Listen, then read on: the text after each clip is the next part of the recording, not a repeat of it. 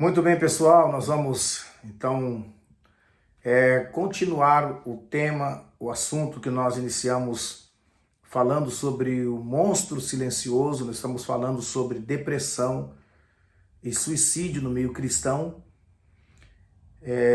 Nós vamos agora então falar o que é depressão, tá bom? Você que assistiu o vídeo anterior, espero que você tenha compreendido, que você tenha sido edificado.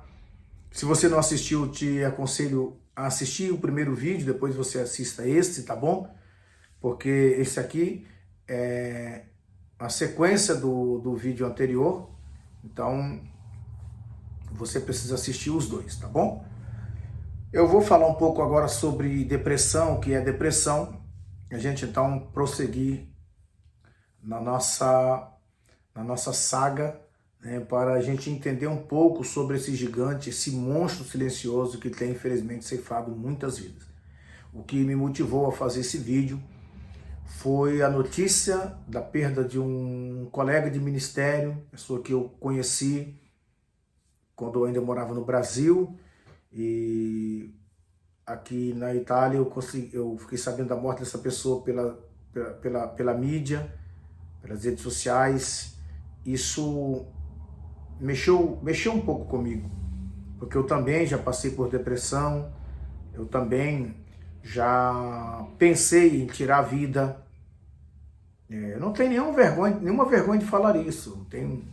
Isso para mim não é sinal de fraqueza, isso para mim é uma realidade e a verdade seja dita, né? Então, eu estou falando a verdade e não tenho por que me envergonhar de dizer a verdade. Mas então isso me motivou a falar sobre isso, até escrever sobre isso. Eu estou preparando um livro sobre isso.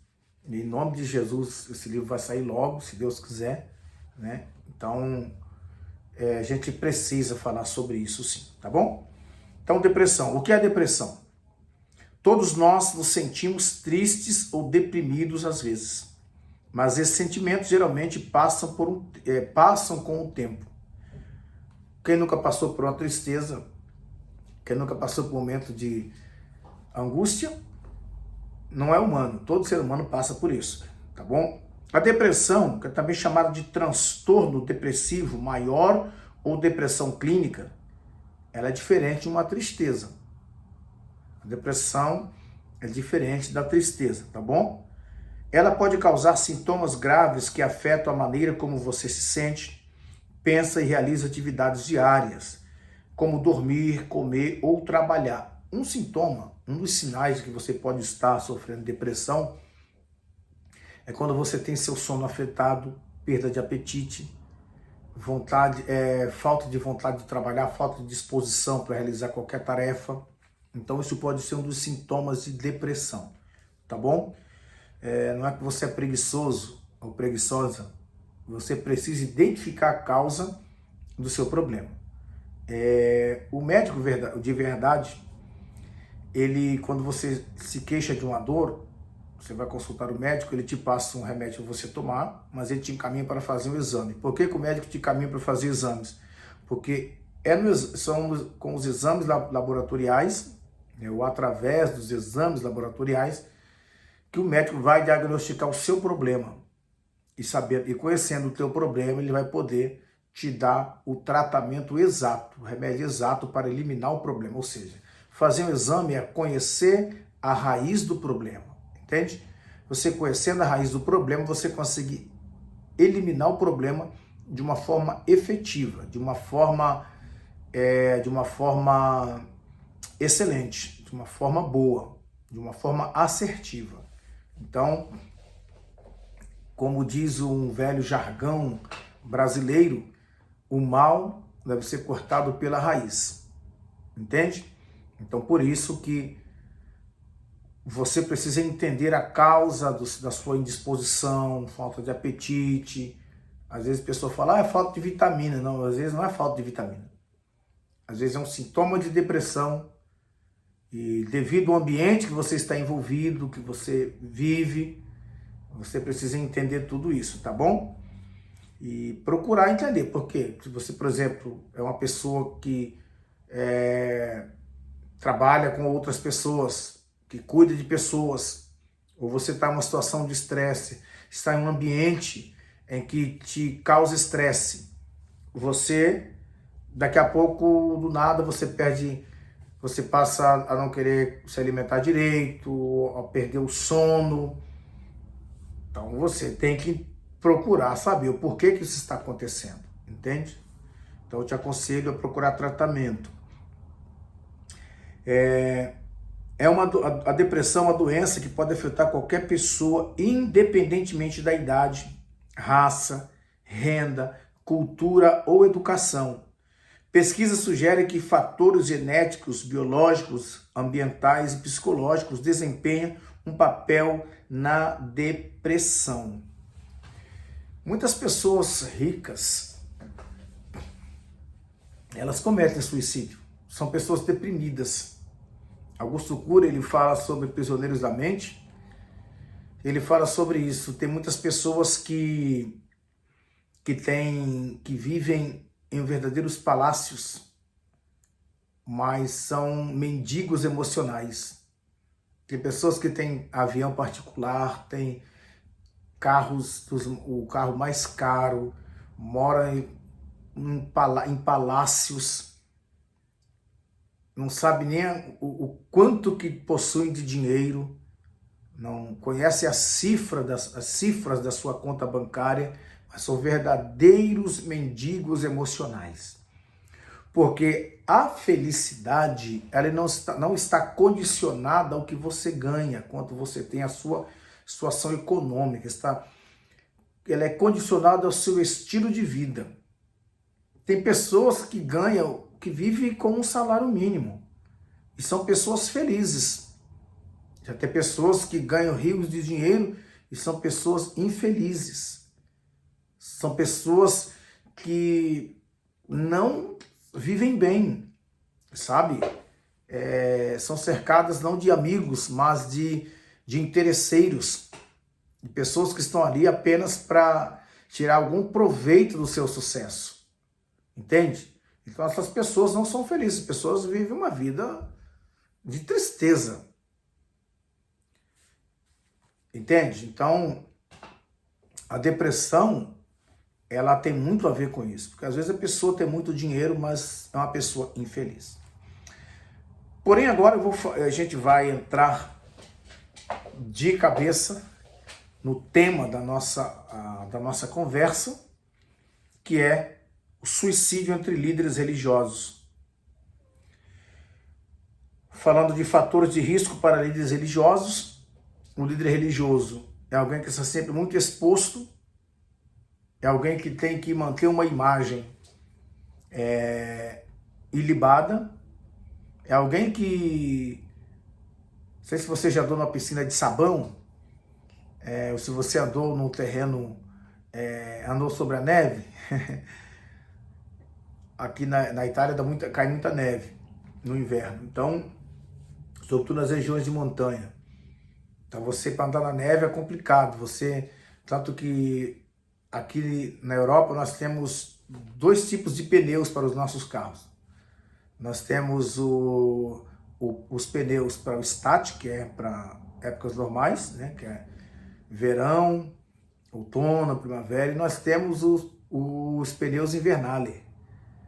Se você não tiver o pneu invernale, o guarda te parar, você toma uma multa. Se você não comprar os pneus invernale para o teu carro, aqui italiano fala goma invernale, né? Goma invernal, a borracha invernal, o pneu para inverno, você tem que ter uma corrente, você tem que ter um par de correntes para o seu carro. Você tem que colocar correntes nos seus pneus, por causa do terreno, por causa, né, na neve fica mais liso, entende? Então, fazendo um paralelo com a vida de um líder religioso, o líder religioso é como alguém que anda em um terreno liso. Ele tem que ter todo cuidado para não escorregar. Porque qualquer escorregão de um líder religioso é um motivo de escândalo, motivo de alguém sair da igreja, motivo de alguém falar. É complicado. Eu me lembro um dia que um pastor, eu tinha um pastor, ele faleceu já descansa no Senhor, esse pastor, a gente estava numa reunião de ministros na igreja, estávamos ali aproximadamente uns 500 ou 600 ministros, e ele pegou uma folha de sulfite, de papel sulfite, e ele então fez um círculo naquela folha de papel sulfite, um círculo pequeno. Ele então apresentou aquela folha lá na frente. Aí perguntou para nós, o que vocês estão vendo aqui nessa folha? Aí um falava, parece uma bola, outro, parece um olho, outro, cada um falava uma coisa. E eu fiquei observando. Ele ficou ali uns 10 a 15 minutos perguntando, e virando para um para outro, o que será, o que será, o que será? Uma cabeça de um homem, que não sei o quê. Uma roda, cada um queria falar uma coisa. Aí ele falou assim, vocês observaram uma coisa? Esse pastor, ele era muito sábio, ele disse, vocês observaram uma coisa? Olha a dimensão dessa folha, ela é toda branca, mas o foco de vocês foi apenas nessa bolinha pequenina, minúscula que eu fiz no meio da folha. Vocês esqueceram toda a dimensão branca da folha e focaram apenas nessa bola, nesse pequeno círculo que eu fiz aqui nessa folha. Ele diz assim, a nossa vida, as pessoas esquecem de quem você é a partir do momento que você comete um erro. A partir do momento que você comete uma falha, as pessoas esquecem de todas as suas qualidades, vão focar apenas nos seus defeitos. Isso é sério, gente. Isso é sério. Então, um líder espiritual, muitas vezes ele não compartilha os seus sentimentos justamente por causa dessa situação, desse conceito das pessoas. Você pode ser a pessoa mais trabalhadora, a pessoa mais honesta da terra. Quando cometer um pequeno erro, um pequeno deslize, as pessoas esquecem de todas as suas qualidades e focam apenas nos seus defeitos. Foi feita uma pesquisa por uma equipe de neurocientistas dos Estados Unidos da América. Salvo engano, essa pesquisa foi em 2013, se eu não me equivoco. Eles chegaram a uma conclusão de que, uma descoberta bem triste, na verdade, né? Que a mente humana, ela tem 70% de chance de armazenar coisas negativas. 70% de chance de armazenar coisas negativas do que coisas positivas. É muito mais fácil você se esquecer de uma festa, os detalhes de uma festa, do que se esquecer de um detalhe de um acidente, de uma tristeza, de algo grave que te aconteceu. Aquilo marca a sua vida. Então, é por isso que um líder espiritual, às vezes, ele não se abre, não compartilha com as pessoas por causa desse conceito. Mas esse pensamento é errado. Essa filosofia é errada. Você tem que entender que você é humano. E a sua vida, você dará conta dela a Deus, não às pessoas. Quando você come, você toma café da manhã, você almoça, toma café da tarde, janta, ou toma um remédio, ou toma um banho, você está cuidando de você. Se você não fizer, se o teu vizinho comer e você pegar a tua comida e dar para o teu vizinho comer, você não vai se alimentar. Você vai morrer de fome. Ele vai ficar gordo e você vai morrer de fome. Então você tem que entender que você tem a sua vida. Nós somos líderes espirituais, nós somos pastores, somos líderes. Mas nós temos uma vida e temos que cuidar da nossa vida. Independente do que as pessoas pensam. Eu li uma frase uma vez que dizia, uma frase de muro, eu li uma vez, há muitos anos atrás, mais de 20 anos, mas sabe aquela frase que fica impregnada na sua memória, como se fosse uma tatuagem, que você nunca mais se esquece? Eu estava dentro de um ônibus e eu passei na minha cidade e eu vi uma frase no muro, próximo ao terminal de ônibus. A frase era a seguinte: quem exige muito dos outros busca o que não encontrou em si mesmo. Então você tem que entender que as pessoas, quando exigem muito de você, estão buscando o que não encontraram nelas mesmas. E você também não queira ser super-herói. Entenda os seus limites como Davi entendeu os seus limites. A Bíblia fala em 1 Samuel, capítulo 17, da guerra de Davi e Golias. Todo mundo fala da guerra de Davi e Golias, da batalha, que Davi saiu vitorioso da batalha. Beleza, Davi saiu vencedor da batalha. Aquela batalha promoveu Davi, é certo? Porém, tem um detalhe que muitas pessoas não entendem. Muitos não atentam para isso. E como líder religioso, nós precisamos atentar para isso. Saul ofereceu suas armaduras e a sua espada para Davi lutar. Davi colocou as armaduras de Saul, pegou a espada de Saul, mas ele não conseguiu andar direito com aquilo, ele devolveu para Saul. Ele correu até o ribeiro, ele pegou sua funda, pegou 5 pedras e foi e matou o gigante. Mas sabe por que Davi dispensou as armaduras de Saul e a sua espada? Porque se ele usasse aquilo, Primeiro ponto, ele não ia ter a sua mobilidade que ele precisava para enfrentar a guerra, para enfrentar o gigante. E segundo ponto, ele teria que lutar corpo a corpo com o gigante. E corpo a corpo ele não aguentaria, ele não teria a menor chance de lutar contra Golias corpo a corpo. A única chance que Davi tinha era de lutar contra Golias a longa distância, lançando uma pedra. Quando ele lançou a pedra, ele era bom de mira, Deus estava com ele, o gigante caiu, ele cortou o pescoço do gigante. Isso é inteligência, estratégia. Então você não pode pegar uma carga que você não possa carregar. Você tem que ter inteligência, você tem que ter visão. Se eu não aguento essa carga, eu deixo ela aqui. Não importa o que vão dizer, não importa o que vão falar, eu vou cuidar de mim. Davi estava ali para honrar o Deus de Israel. Ele disse, Deus vai entregar o gigante na minha mão, mas eu tenho uma estratégia. Então, meu irmão, meu querido companheiro, não importa o que as pessoas vão dizer, você se conhece, você conhece os seus limites. Não queira usar a roupa de Davi, de Saul, que não caiba em você, para você matar Golias. Use as suas estratégias, porque com a sua estratégia você vai conseguir matar o gigante. Tá bom? Você vai conseguir derrotar esse monstro silencioso. Depressão e ansiedade. O estudo de Claire de Helt é um instituto chamado Claire de Helt Initiative, da Duke, observou que pastores nos Estados Unidos têm taxas de depressão significativamente maiores do que a população geral. Isso é um instituto chamado Claire de Helt Initiative. Eu não sou muito bom de inglês.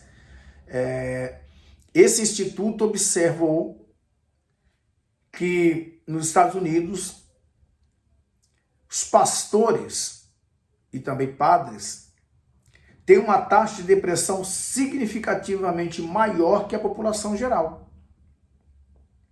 Os fatores que se destacam incluem expectativas altas.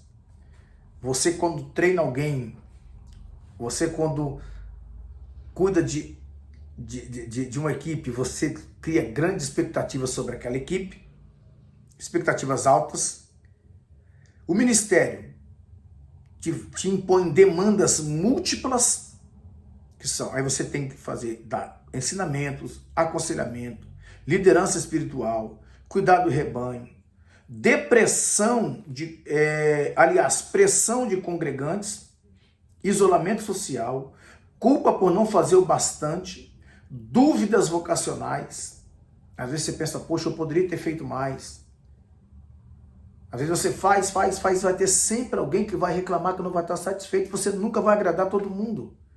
Isso é um dos fatores que esse Instituto CLERD dos Estados Unidos, ele chegou a essa conclusão com a sua pesquisa, com suas pesquisas, né? Que são os fatores que fazem com que os pastores tenham um nível, uma taxa de depressão significativamente maior que as pessoas comuns. Pastores sofrem com burnout, a síndrome de burnout, que é um esgotamento. Há revisões sistemáticas que mostram que pastores e padres sofrem burnout, com impactos no bem-estar psicológico, desempenho vocacional e etc. Líderes espirituais, eles sofrem de burnout, a síndrome de burnout. Isso impacta o seu bem-estar psicológico, o seu desempenho vocacional. Às vezes você não tem vontade de ensinar, de pregar. Eu passei por isso. Às vezes eu estava numa situação tão complicada que teve uma época na minha vida que eu passava o dia estudando. Mas quando chegava a hora de pregar, eu pensava, meu Deus, hoje eu tenho que pregar. Eu era escalado para pregar, convidado para pregar, e as pessoas sempre convidam com antecedência, e eu, na hora que eu recebi o convite, me empolgava, mas quando estava chegando o dia, no dia de pregar, aquela manhã, para mim era uma manhã de guerra. Eu pensava, meu Deus, hoje eu tenho que pregar, eu tenho que pregar, meu Deus, que coisa, eu amo pregar. Aí ia pregar, Deus por sua infinita misericórdia abençoava a igreja, alegrava a igreja, as pessoas eram salvas, pessoas se alegravam e diziam, pastor, você me deu no final do culto, né? chegar uma pessoa e dizer, pastor, você trouxe uma palavra que falou comigo, Deus me motivou, Deus me levantou, eu estava caído, eu estou feliz. Daqui a pouco você recebia directs e testemunhos e depoimentos de pessoas relatando o que aconteceu naquele culto, mas às vezes eu saía do culto, eu queria pegar meu carro e ir para casa, eu não queria ver mais ninguém, sabe? Quando descia do culto, quando descia do púlpito, aquela tristeza, aquele esgotamento emocional, aquilo parecia que eu estava dentro, sei lá, dentro de uma fornalha. E isso é burnout, isso é esgotamento, mas a gente consegue vencer. Outro fator, estigma sobre saúde mental e suicídio nas comunidades religiosas. O estigma muitas vezes impede que líderes ou membros peçam ajuda ou expressem suas dificuldades. Existem tabus consideráveis no âmbito cristão em algumas denominações sobre admitir sofrimento mental ou sobre interpretar problemas mentais estritamente como questões espirituais. Algumas denominações cristãs entendem que problema mental, problema psicológico é tratado no âmbito espiritual. É por isso que muitos cristãos às vezes não têm coragem de se abrir e acabam chegando ao extremo. Muitos líderes afirmam que não receberam treinamento específico para identificar risco de suicídio, assessorar pessoas com crise ou lidar com suas próprias crises emocionais. Ao longo da história, diversos acontecimentos marcaram profundamente a vida do ser humano, causando danos físicos e psicológicos de todas as ordens. Por isso, o estresse não é um problema apenas do século XXI, mas faz parte da história da humanidade. Todas as pessoas, independentemente do sexo e idade, podem desenvolver o estresse. Entretanto, uma das variáveis que tem merecido destaque nos estudos realizados nas 2 últimas décadas é a profissional. Uma vez que as características do trabalho são decisivas para o adoecimento psíquico e físico,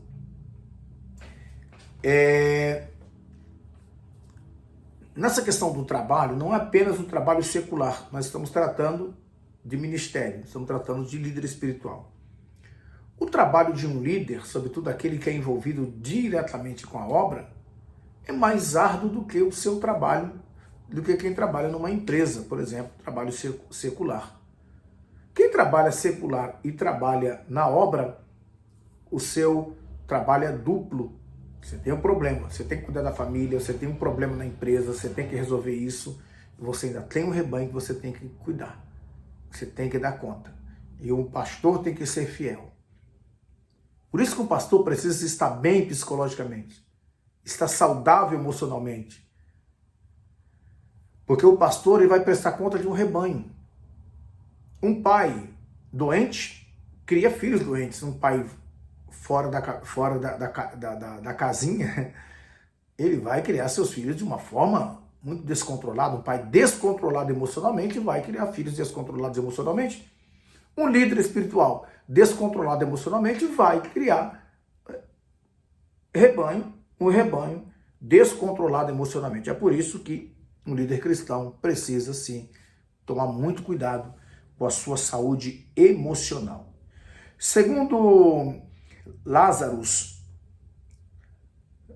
Folkman, o estresse se dá quando a avaliação sobre um determinado evento ou situação indica que não existem recursos suficientes para o enfrentamento. No estresse é um rompimento do equilíbrio interno, chamado de homeostase, sendo que o organismo, através de uma série de mecanismos, tenta recuperar o equilíbrio perdido. O processo de estresse possui 3 etapas. Alarme. Quando o agente estressor é percebido, ativando a forma intensa o organismo para o seu enfrentamento. Ou seja, ativando de forma intensa o organismo para o seu enfrentamento. Quando você identifica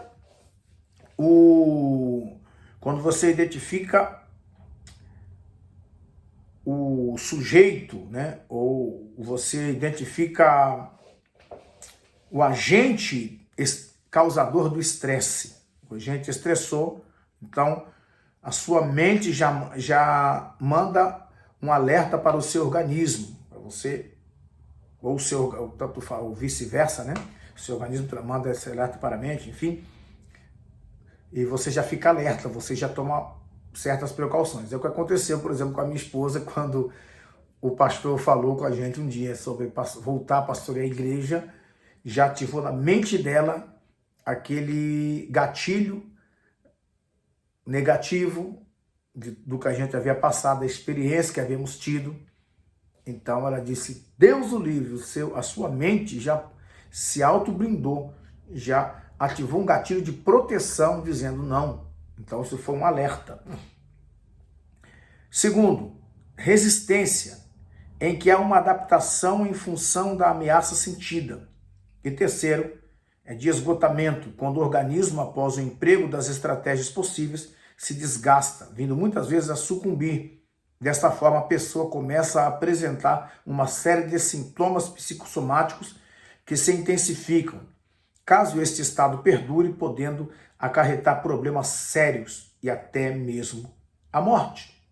O estresse, característico do ambiente de trabalho ou do ministério, da sua carga ministerial, é denominado estresse ocupacional. Quando ocorre a cronificação do estresse ocupacional como resposta e forma, mesmo de uma forma inadequada, né, de enfrentamento, pode vir a ocorrer o que tem sido designado como síndrome de burnout. O burnout, como eu já falei, é uma resposta a um estado prolongado de estresse. Ocorre pela cronificação deste quando os métodos de enfrentamento falharam ou foram insuficientes. Enquanto o estresse pode apresentar aspectos positivos ou negativos, o burnout tem sempre um caráter negativo, chamado de estresse. Por outro lado, o burnout está relacionado com o mundo do trabalho, com o tipo de atividades laborais do indivíduo, e assim sucessivamente. Ou seja, quem lida com pessoas, seja do corpo docente ou administrativo, seja um docente ou alguém da área administrativa, todo líder é um mentor. Então, quem lida com pessoas está sujeito a passar por estresses. E realmente passa. Às vezes você tem vontade de falar algo, mas você não fala. Às vezes a pessoa merece ouvir umas verdades e você não fala as verdades que aquela pessoa merecia ou merece ouvir. Então você guarda para si, para proteger aquela pessoa, sabe, para não perder aquela pessoa. Às vezes você engole aquilo que você queria falar, você guarda aquele sentimento e aquilo te machuca, aquilo te prejudica, aquilo te faz mal. Aquilo gera um problema em você, às vezes você nem dorme. Às vezes o seu organismo reflete, tem reações negativas por causa daquilo que você armazenou, por causa daquilo que está armazenado. Inclusive, pesquisas médicas identificaram que 50% das doenças físicas, elas são psicossomáticas. São produtos da intoxicação mental, intoxicação cerebral, emocional. E, infelizmente, muitos líderes cristãos têm chegado ao ápice do estresse, da depressão, da falta de vontade de viver e acabam atentando contra a própria vida, ceifando-a, interrompendo uma carreira, uma vida, por causa do alto nível de estresse. E não são poucos os casos de pessoas que abandonam o ministério, abandonam tudo por causa desse problema. Mas, líder, para finalizar, companheiro, companheira, servo, serva de Deus, cuida de você, olha para você, se identifique, conheça-te a ti mesmo, olhe para dentro de você, faça uma autoanálise, uma autorreflexão, faça uma introspecção, tenha tempo para você, para sua família. Tira pelo menos 2 dias por semana para você desligar o teu celular. Esse dia você vai faz um shabat, faz 2 shabats, 2 shabatotes na semana. A palavra shabat é descanso. Tira pelo menos 2 dias para você. Esse dia você desliga o seu celular. Você não atende ninguém da igreja. Esse dia vai para você, é para sua família. Isso é errado? Não, isso não é errado. Isso é você estar cuidando de si. Esse dia você não vai atender ninguém. Esse dia você não vai falar com ninguém. Você vai ficar...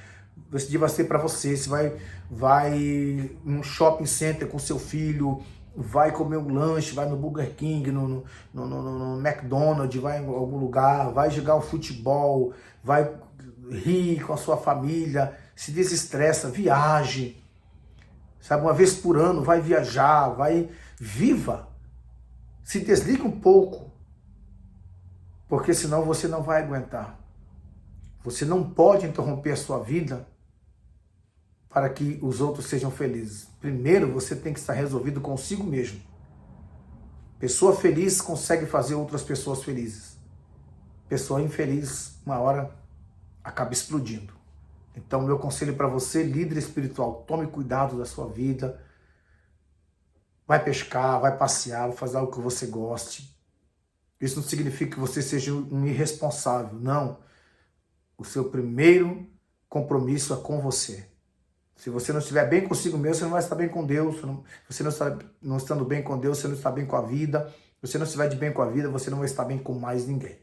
Então pense nisso, cuide-se e a gente se vê no próximo vídeo. Deus abençoe. Shalom Vrahot. Paz e bênção.